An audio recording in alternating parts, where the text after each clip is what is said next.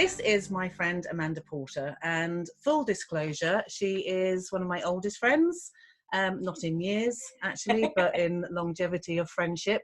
And we were actually at the births of each other's children, so we have been through quite a lot together. A long journey. A long journey. And now we are lucky enough to actually be colleagues as well as friends, and we teach together for the Arvigo Institute, and yeah, we share a lot of the same loves.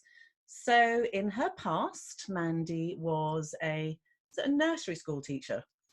Preschool educator. Preschool educator. She was a preschool educator.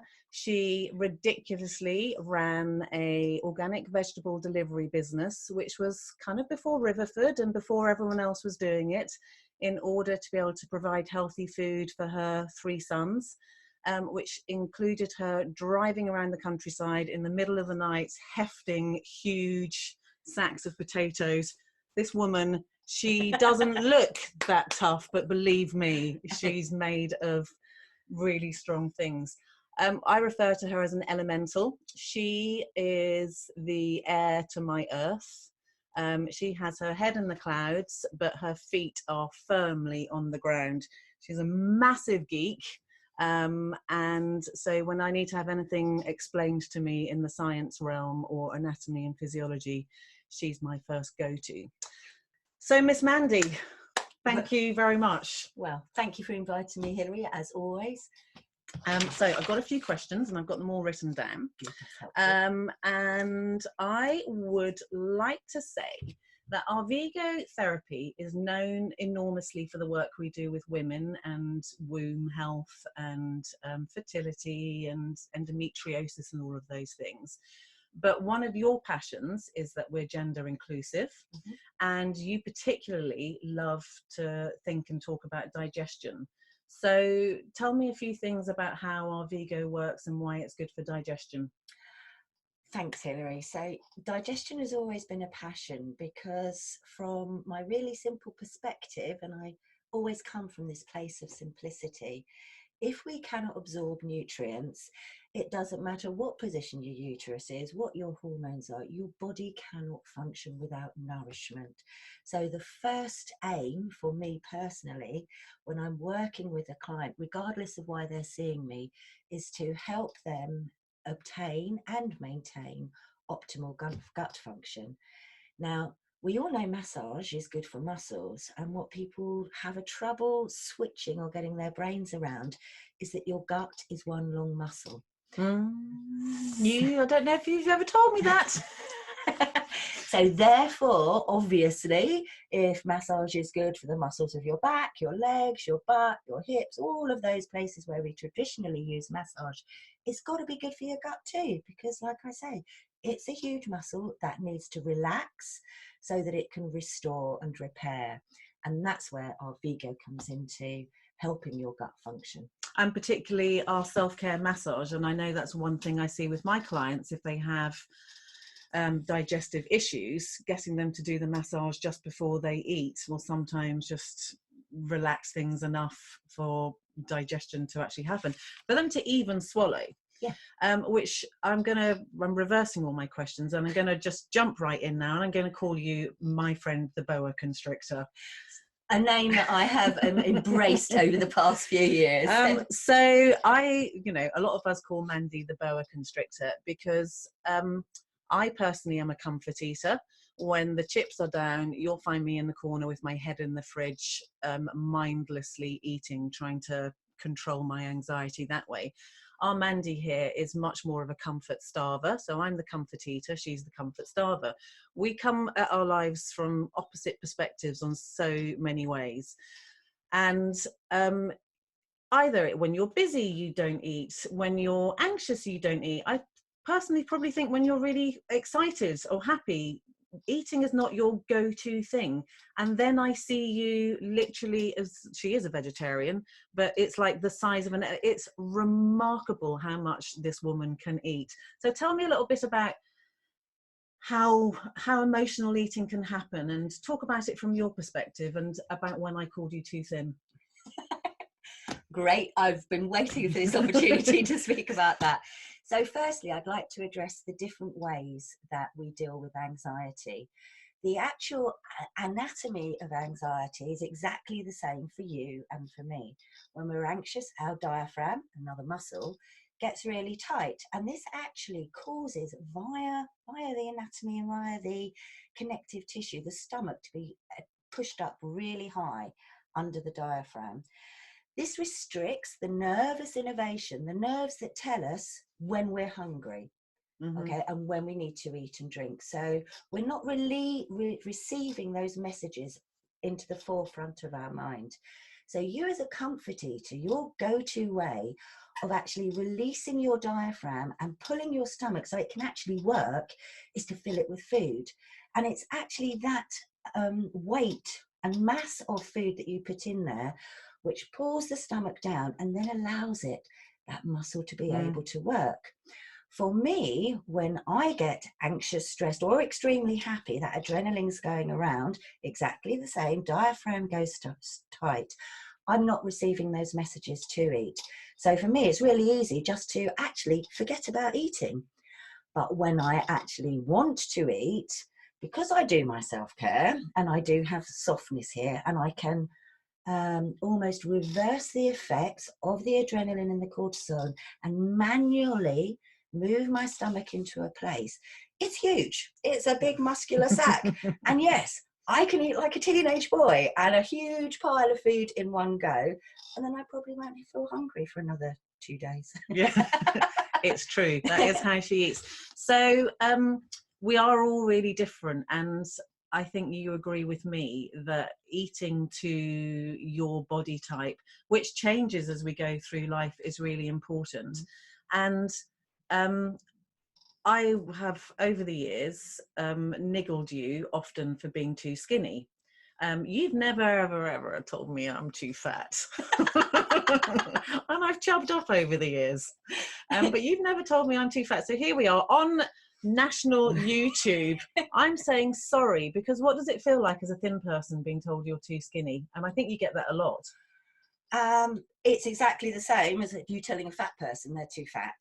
There's nothing that I can do about it. We were having breakfast this morning and I said, I cannot see any way that I'm ever going to be fat. My metabolism will not just go there. Maybe as my metabolism changes, because this is what our bodies do, and my body's going to want to maintain a bit more fat as I enter my wise woman years, because that's where I'm going to save some of that estrogen. That's where it's stored. So maybe this will happen, but at the moment it isn't. And for a thin person to be totally reminded and got at by their close circle of friends that they need to put on weight, is just adding more stress, which in effect is going to have the opposite effect. I'm never going to be able to eat if you're telling me I need to eat more. I've tried force feeding her. So, you know, that for me is really meeting people at where they're at, and at different times in our lives, our eating habits will change. There's a lot of fashion right now around the fasting, which I think probably suits you quite well as a type of eating. Do you agree with the fasting? Well, I literally, and I really liked the term you just used, meet people where they're at. There is no one diet that is going to suit anybody. There is no one way of eating that is going to suit everybody. And what suits you today may not suit you in 10, 5, 1 week time even. So it's really about meeting people where they come to you from. I find that the gift of Arvigo Therapy is the self-care, because that brings you in contact to actually hear when you're thirsty and when you're hungry. Possibly in our very abundant society that we live over here, and we can walk to the supermarket or the farm shop or even into the garden and get what we need, we have the propensity to think we need a lot of food. In fact, I was reading, we also have a gene, and it's called the gorging gene. And this was when we were hunter and gatherers. If we came across a tree full of figs, it was important that we would stuff ourselves with those figs, because if we didn't, the other monkeys and the other tribes, they would get the figs. So we have this gene, when there is abundance, to gorge. This is something that's programmed into us. But the fact is, now in the West, we could gorge all the time. And maybe this is what we're seeing with the crisis of obesity in our society. And so when so many people have got negative feelings about their belly, whatever shape or size it is, just because that's where we hold our emotions. So when we work so deeply into the abdomen, and when we teach them that self-care, we're actually helping people listen with their fingertips, with all their little sensors in their digestive system as to what they need. So we're actually giving people a really, really strong way of communicating with themselves as to what they need to eat and do. I like to think of it as actually we're reminding them of what the gifts that we were born with. Because a baby knows when it's hungry, you will hear it. It will shout, okay? I shout when I get hungry. But as we are almost programmed into working within the society, we're told we must poop at this time, we must pee at this time, we must eat at this time. And quite often, and from our experience of growing up babies together, they didn't always feel like eating when we wanted them to eat. And we were really comfortable with leaving them with a plate of food, and they would pick and graze at it. And this is okay. It's really about listening to what you need in the moment. Sometimes that will be food and nourishment. And sometimes it's actually important to give our gut a rest. Because when we give our gut a rest, it has its own special rest and restore and cleansing program that it goes into. Obviously, optimally, that would be overnight when we sleep, but mostly people eat the main meal of the day at the end of the day, which means that their gut never gets that time to rest, restore, and repair, which could result in all the digestive issues that we see. Which are often inflammatory responses to having fermented foods, which are sat in a muscular tube, which is a warm, wet place, for 8 hours while you rest. And then they ferment, they produce gas, which gives you that bloating and that tight feeling, and also gas at either ends. But it also produces an acidic environment. And in that acidic environment, that's the environment that the nasty microbes like. That's the environment that Candida likes. So by eating at a time when you can allow your body to clean, you get rid of that propensity for the acid to form, which causes all these uncomfortable conditions. Maybe we can become very focused on what we're eating. Maybe actually a little bit more focus on how we're eating would be, it's sometimes the missing link for people who come with those the IBS type anxiety, digestive issues, and food can become so emotive.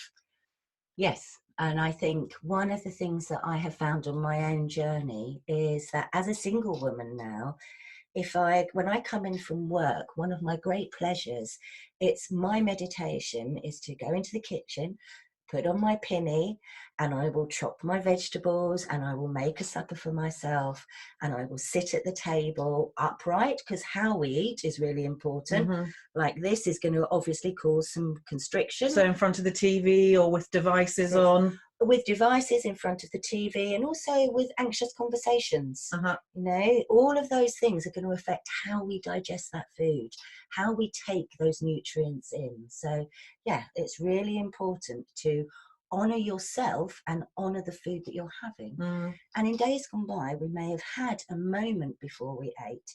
It's quite traditional to say some sort of prayer or say grace. I like the word grace. It doesn't have to be associated to any other thing, just grace. Now I often see people eating in the car, eating at their desk, eating while they're walking down the road. They're actually not engaging in self-nourishment. You can get nourishment from a bowl of rice if you honour it. So for many years you had a friend until she moved, and on a Monday night I happened to know that you would get together with Lou and you would make the most amazing foods, and it often involved rather decadent cakes and sweets and what have you. So what's your decadent dish that you like to cook? You're a real baker, aren't you? Or confectioner?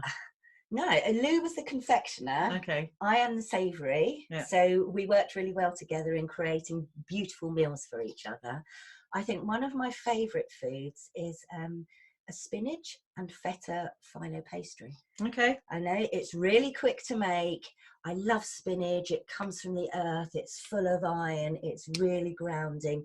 But I also like that sharp sweetness of the feta. It looks beautiful in a pan, and it only takes about 20 minutes. I like anything that I can get done in 45 minutes. And so when you're come in, you're tired, you're hungry, and you really, you know, have lost all inspiration, what's your go-to easy cooking dish? Soup. Mine too. Leek and potato soup. I worked out, because I timed myself, I can do a leek and potato soup from start to sitting at the table in 30 minutes, which is almost quicker than going down the stores and picking up a carton of soup. So yes, soup. And now when I cook it, I always cook a little extra so that I can freeze down 2 portions in my fridge. Genius. Let me look at what other questions I have. We've discussed you being a boa. Your favourite cooking. Okay. So you are a complete science geek, as I said earlier on, and you actually went off up to Scotland and did a Gil Hedley full body dissection course. So this vegetarian was up in Scotland in the labs dissecting bodies. No, she wasn't digesting them. Dissecting bodies. What wonder did you learn about the human body whilst doing that? A few things. Okay, so the most exciting thing for me, that my project during that class was to actually, the sort of technical term is to differentiate, to separate the whole of the digestive tract from mouth to anus and hold it in my arms.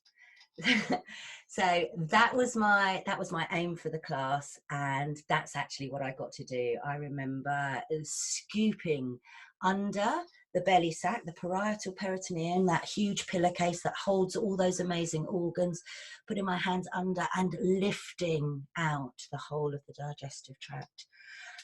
From mouth to anus? Yes. So the esophagus going through the diaphragm, we've got it out, so it's from there, and then you have the stomach, 8 foot of intestines and the large colon, the sigmoid, and going all the way down to the rectum. So I actually held that massive bag, that whole, I like to think of it as the interface between the outside world and the inside world. I say to people that are coming to me, you know, if you swallowed a piece of string and you let it come all the way out your bottom, you could actually go like that. So your lovely image. Your gut is actually outside your body. Yeah. All right. Now, what I learned from I think there were 2 things. So the first thing that I learned from Gil Hedley's class, nothing exists within your body in isolation. He said to us that the first anatomists were the ones that decided where those separations happened. And as anatomy has deepened and more research has been done in and more experience, people realize that maybe what we call the triceps, we're referring to them as an object of 3, they're actually 1. They could be seen as 1. So there is no separation. If I swallow here, it is having an effect on my anus down there. And that's why we love our massage so much, because when we're working into our diaphragm, we're actually affecting our pelvic bowl. And one of the things that, you know, we always like to say, if we make a knot in a garment here, that actually reflects right the way throughout the clothing. So wherever we have tension in our body, it is reflected everywhere. Nothing is in isolation. And that's it. So if you imagine the diaphragm is right at the top of the body, the belly sac is just underneath that, and that belly sac, the tissue that makes that belly sac, actually becomes that famous broad ligament that is your uterus. So when we're doing our upper abdominal work, our upper abdominal self-care, you're actually massaging your uterus if you're a woman, and your bladder and your prostate if you're a guy. So you're actually massaging all the way down here just by doing this upper work. And even if we weren't massaging, breathing. So breathing is your body's natural massage.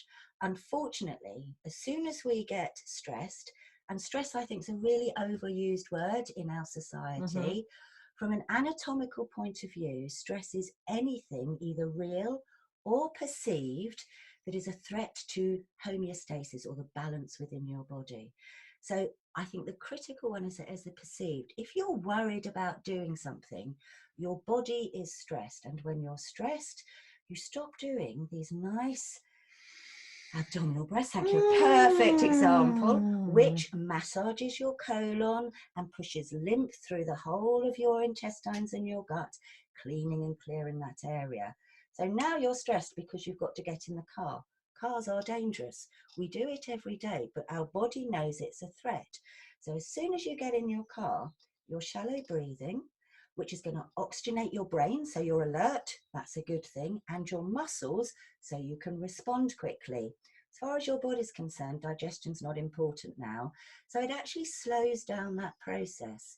And that means that there is the environment and the conditions for the food in the gut to start to ferment and putrefy, go bad, which will then cause all those digestive issues. Which is why, if at all, well, you know, and brings us back to you not eating, because actually when we eat, we need to have time afterwards to relax and digest.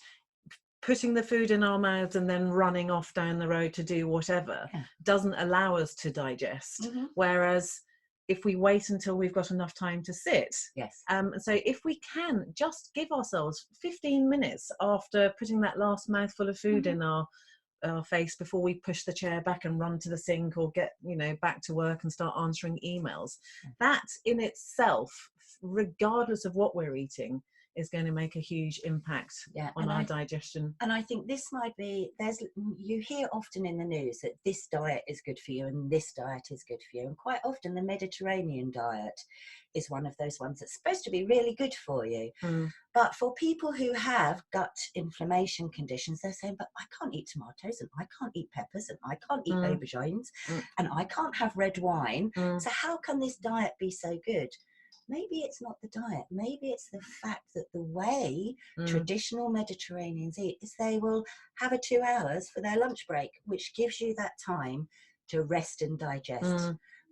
And in our classes, we always do an hour and a half for lunch because we want people to have that time to actually digest before they come back to class. Including the teachers. Including the teachers, which is part of our self-care. Absolutely.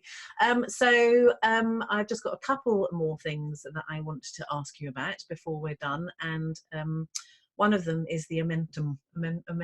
Oh, the omentum. Yes. For those of a certain age group, like mine and Hilary's, you may remember Peanuts, and Silas in Peanuts and Snoopy had his cuddly blanket. Now, the omentum is a very huge piece of lymphatic tissue that runs from the top of the stomach. There's two, the greater and the lesser omentum.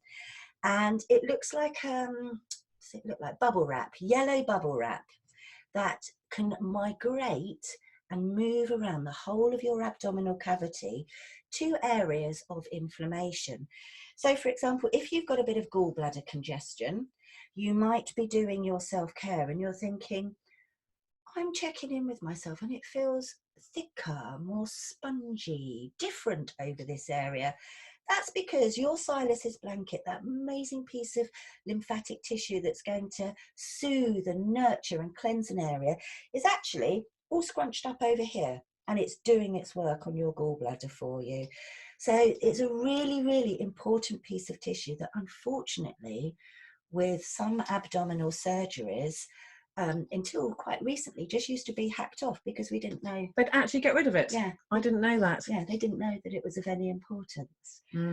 Or they did not realise the importance of it being there. But also any surgery where you've got adhesions is going to stop it moving around as well. Exactly. So, for example, if you've had an appendix scar, when they cut through all the layers of the body, in the natural repair process of the body, sometimes the layers, which should be slipping and sliding so that we can breathe and move, get glued together. Now, obviously, the omentum isn't going to be able to get in there. And that's once again where Arvigo and your self-care practice is going to really do a good job in helping to unstick those layers. And presumably, if you're having someone go into your belly with surgery because there's a problem, that's exactly where the omentum is going to be.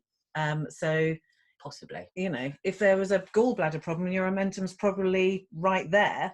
So yeah, it's It's so many things, the gallbladder, the omentum, the tonsils. We're only just realizing things that when I was young, you had sore throats more than, you know, a couple of winters in a row as a child, they'd whip your tonsils out. And now we realize it's an important part of the immune system, which neatly brings me to my last question. We are recording this in March, and unusually it's a beautiful sunny day. We're very blessed. Because it has been not raining, pouring with rain. But coronavirus is something that is taking a lot of airspace and press attention at the moment. Gut health is really important for our immune system. Yes. Tell me something about our gut health and immunity. Depending on what study you read and what book you're looking in, around 80% of your total immunity comes from your gut. Now, that's a huge amount. We often know of our immune system being our white blood cells and our lymphatic system, but this is all originating. Remember what I said about it being the interface between the outside world and the inside world? This is where your body recognizes an invader, whether it be a bacteria or a virus. It's going to recognize it and start producing those antibodies. One of the important things that helps us do that job is our friendly bacteria, the microbiome. And in your body, you've probably got about 350 different species, and the different species live in different areas from your mouth all the way to the end of that tract, and they all do different jobs. So maintaining a healthy microbiome and maintaining good gut health is really going to impact and strengthen your immune system. Okay, and the other thing we were talking about whilst we had breakfast was garlic. Garlic. So let food be your medicine, obviously. Back in the day, before the invention of a refrigerator, all our food was preserved by fermentation processes and by pickling, which meant that on a daily basis, we were restocking that microbiome that we were talking about.